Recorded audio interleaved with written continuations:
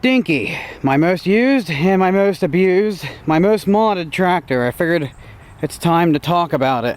Everything I've done, things I want to do. So, where to start? So when I first got it, it came with these ags. It had normal stock tires in the front. I ran those front tires till the sidewalls did not hold air anymore, even with tire slime. They were bald as hell, and they were terse, and they were still bald. And I got these $13 wheelbarrow rims, got these tires, but a whole bunch of other mods came first. Like, I had issues with my hood breaking off. It was really rough on it when I was going on off-road stuff. So it would rattle, and there was almost no room to pick this up and down. And there is, again, almost no room in the front. How I did that was I ended up drilling holes through my hood and doing a hood pin thing, which these are a little over compressed now. Before I was using a bit of tire inner tube, but then I moved up to felt pads. So there's actually pressure holding this together, and this washer is even a tight fit here. And the washers are spread out the load. And if you look on the front here, you can see that I have a wire tied around everything. Oh, that actually moved. That explains why I could actually pick up the front a little, because it's only holding on that side. But yeah, this spring here keeps tension on the wire, or at least it would keep a lot more tension if that was up where it belongs. I doubled the length of that bit there when I was starting to have issues with both my tires rubbing and my steering going out. That definitely bought me some time. The steering would be in way better shape if I'd done that mod to begin with. I swapped the fenders from a larger Craftsman. I took its shifter, which doesn't quite work with this frame, so I had to modify stuff just to make it work at all, and it will never be able to go through a full 6-speed gear set like it's built to. I had the shifter set to work with the old fenders, but I wanted these fenders, which I don't like how tall they make it. They make you sit way higher up, but you get a huge gas tank. And I was having issues with power, so I did a motor swap, because my single was doing good, but I had to do these big hill climbs with it, and I had to put it under a heavy torque load, or I just had the pedal wide open, and I wanted more torque, so I got a bigger motor, which I had already had laying around, and I put it in here, but it didn't fit under the hood, so for a while I ran out it, and then I ended up lifting the hood. I welded up these brackets in the front here, which makes the hood sit more level. It used to be more cocked down, which made enough room for this here. And I had to cut this back a bit so I could get the battery in and out, because I gave it a front battery. Redid all the electrical, gave it 0-gauge wire, and the airbox still didn't fit with the hood mod, so it's got that going on, which is not doing it any favors. That is a terrible air setup. It's probably why my compression is down in the 60s. This motor was really high compression when I put it in. And I redid my whole clutch setup to go with the motor as well, eventually, because this 4-inch by 4-inch stuff just wasn't good when the belt system got submerged. So I got a 9-inch pulley here, then I got this little 5-inch here. These came off of blower fans I found dumpster diving. They're cast iron pulleys. And I have an extra idler here, which I only need if my belt's too big, which my belt is too big. So it's basically a way I can deal with belt stretch or having the wrong belt. My clutch idler is reversed, and so is my idler. And I have blown through 2 of these idlers and 1 of these idlers, because there's just so much of a load of everything. I've gone through a couple transmissions. I've got a 7-inch pulley on the rear. I can still put my nut buster shifter on if I want to, but I don't right now because I don't need to, and it's not very fun to use. I have welded up my bracket for the transmission because I'm sick of it breaking. I have lowered the transmission. Yeah, I know I need to do something up there. I have lowered the transmission, or I should say I lowered my rear to compensate how high the seat sits up. You can see that lovely gas tank in there. I used to run all my stuff in really high tire pressure. I've had several locker attempt fails, including just straight welding. I've had several failed dock lockers, and I had one thing that worked pretty well, the Ripka locker. But I bent the axle. I used to run my tires at like 20 psi because I was afraid of debeating them, but Then I realized that when you have your tires running at high pressure for a while, it is near impossible to break the bead without a tire bead breaker thing. Like using tools I have, I can't do it. So I run the pressure at whatever I want, which is usually most tires now, I jack them up, take the valve stems out, then when it's done releasing pressure, I put the valve stems in, then sit the tire down. This one had wrinkles going on when I did that, which I figured that would be very hard in the sidewall. So I would sit on it, I filled it back up and I'd sit on it, and I'd get it as low as I could in each side, leaning over, without having wrinkles. And I'd put a little bit more in until I got it just right. So it would only do the wrinkles when I'm going off-road bouncing. And that worked well.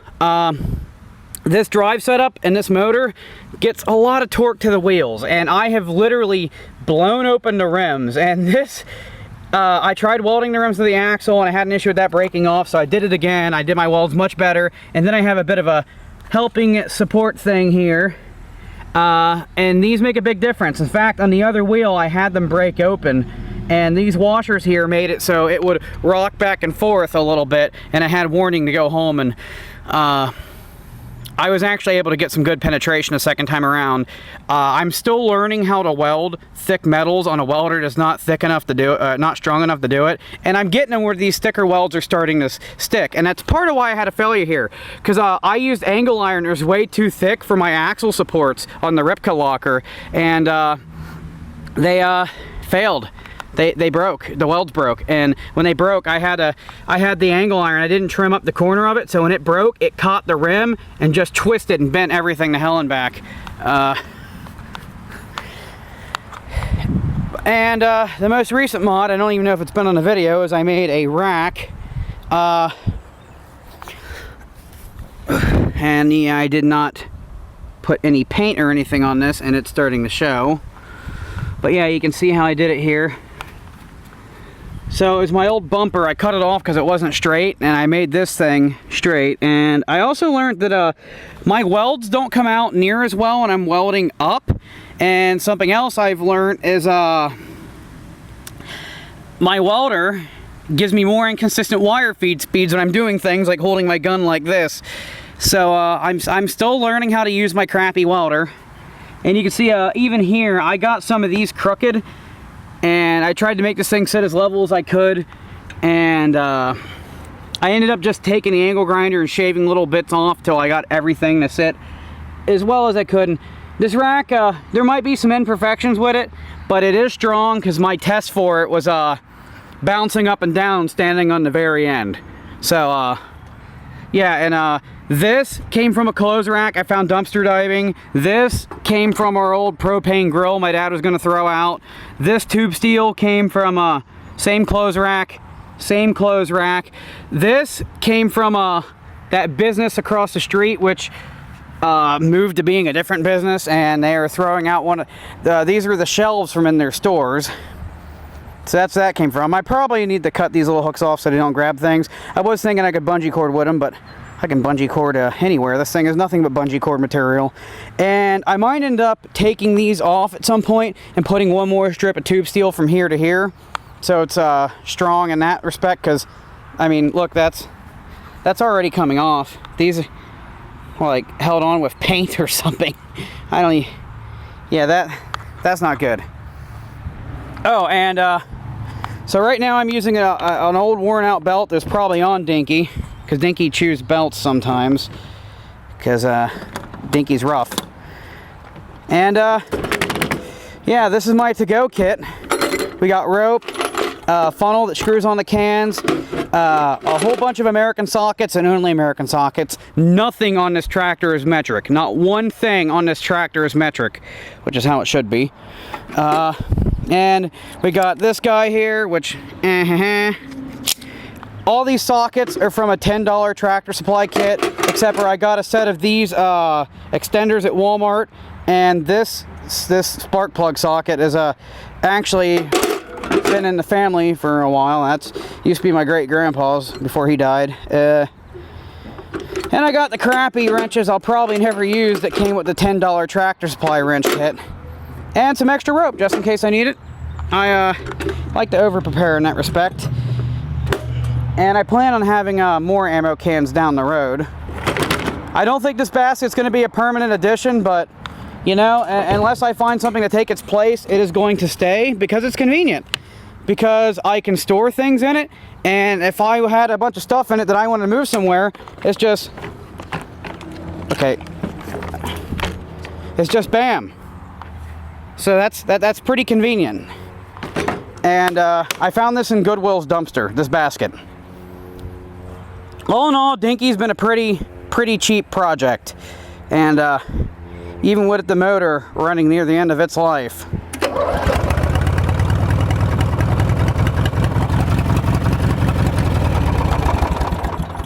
Not bad.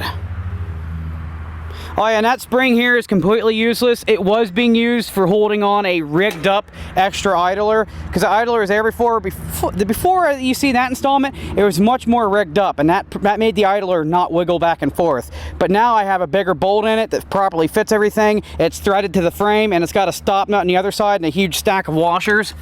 Oh yeah, and that's my clutch. That's my clutch. My clutch point of angle movement. Oh, I forgot this thing actually still has a fuse in it. But yeah, I can't have too much tension on it. The clutch won't work. And yeah, you can look over here and see that's where my extra idler is, right there. Now, down the road, if I find a bed frame or something like that, I'll probably run the whole length of this with angle iron just to brace it, because there's issues with I get so much torque to the wheels that I can twist the frame, and it eventually breaks the front mounts in the transmission, and stuff breaks. Dinky's not gentle. And I need to redo the exhaust. You see how terrible that is.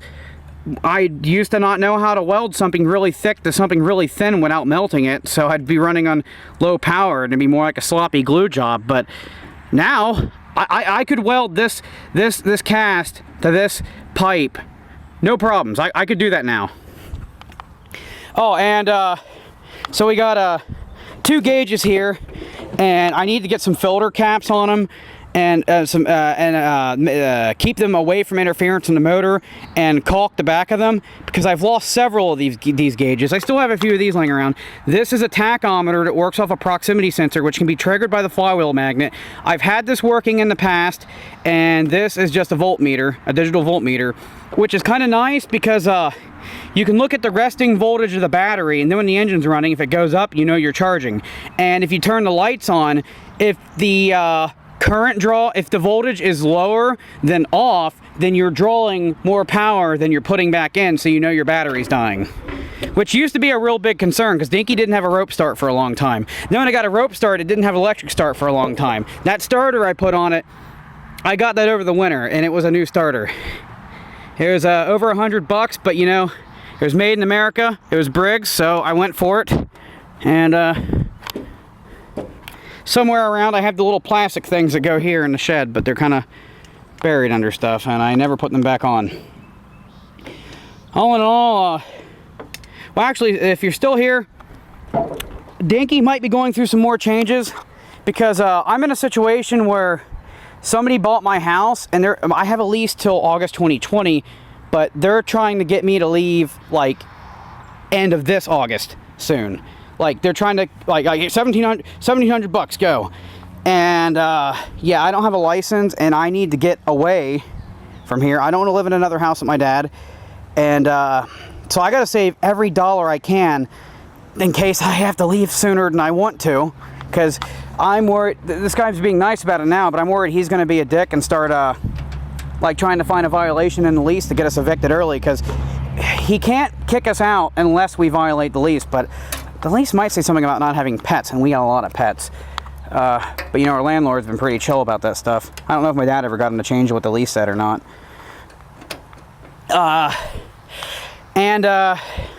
Anyways, so every opposing twin I have has an issue. This one needs rings bad, and it needs connecting rods bad.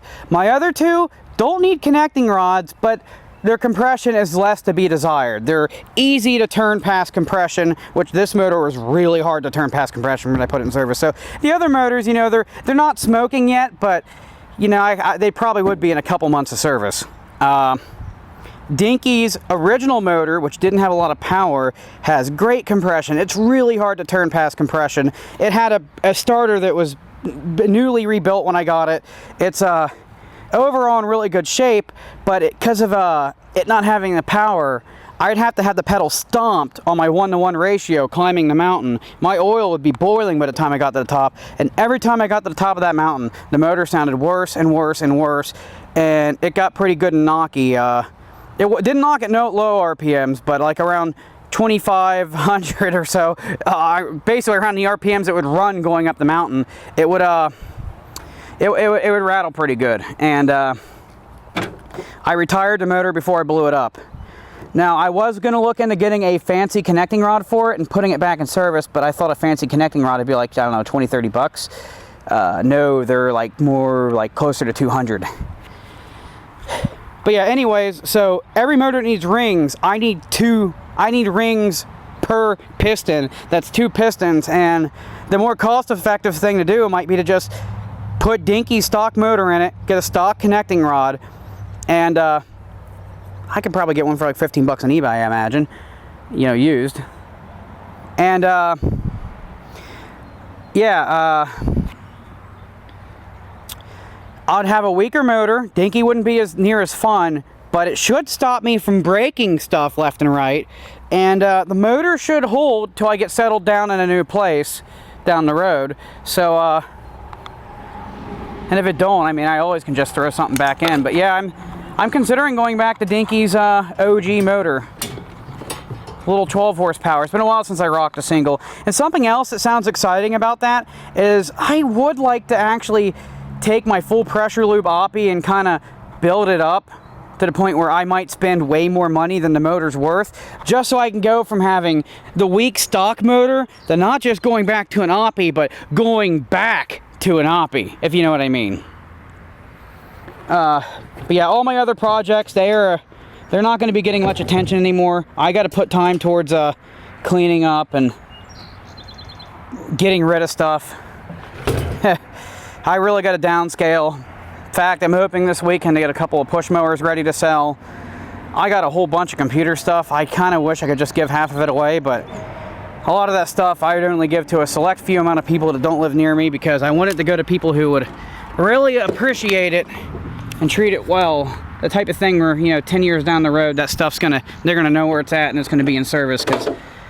But yeah, I'm gonna be collecting boxes, and I'm not gonna I got a lot of cleaning to do for the party on the 21st, but I'm not actually gonna be packing up till after the party. But then after the party, I'm just gonna start packing up, getting rid of stuff I don't need.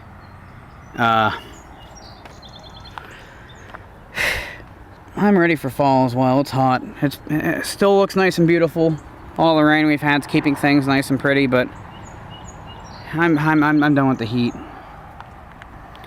Well, I guess that's both an update on myself and what Dinky is and what Dinky's gonna be.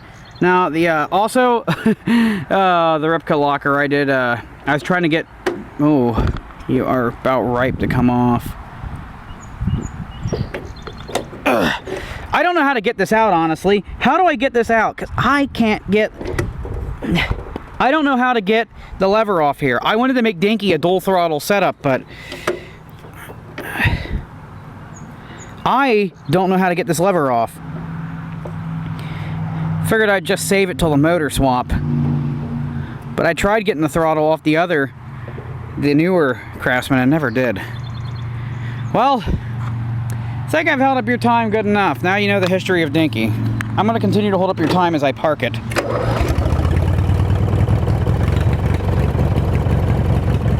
Screw it. We'll go for a short little ride.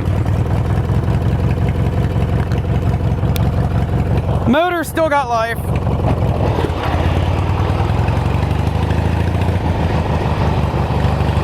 In fact, the motor still has way more power than the stock motor. It might be low compression, but it's got torque.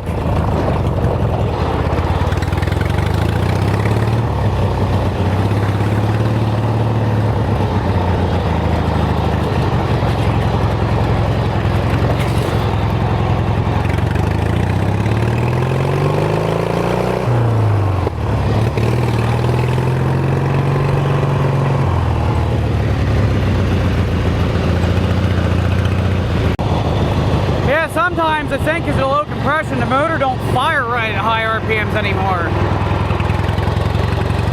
Like, it just ain't as smooth as it used to be.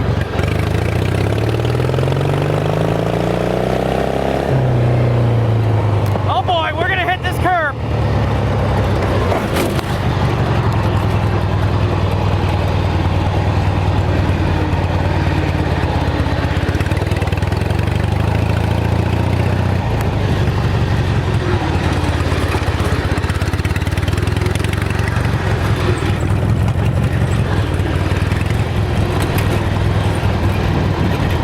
This is like my little rumble strip to see if stuff's gonna break in a quick bounce test.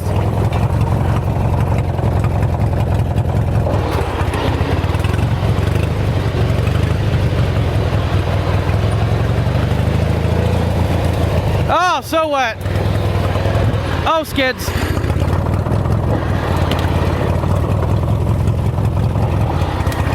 The mud train is much more fearless in this.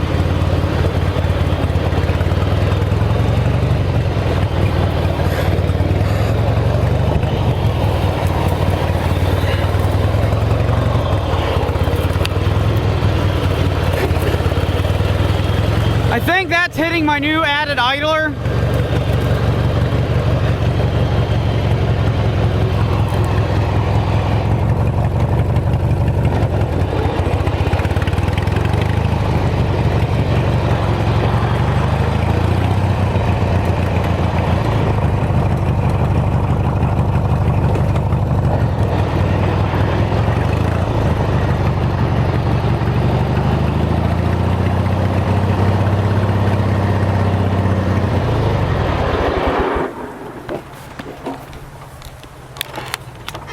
Yeah, and I just leave the thing in reverse gear, and that stops it. When I want to start it, I try to rock it to neutral, because you got to rock back, push the shifter forwards, it'll pop in neutral, let it coast down, and push the clutch in the starter. That guy needs a new belt. And I don't know. I either need to get wheel spacers, or I need to remove. But that'll take money and time that I just don't think I should be wasting right now. Oh yeah, and another advantage of putting Dinky back on a single, since I'm trying to save money, that single was a little gas sipper compared to the twin. I mean, with that tank I have there, I could run that single for as long as I could ride in a day off just the tank.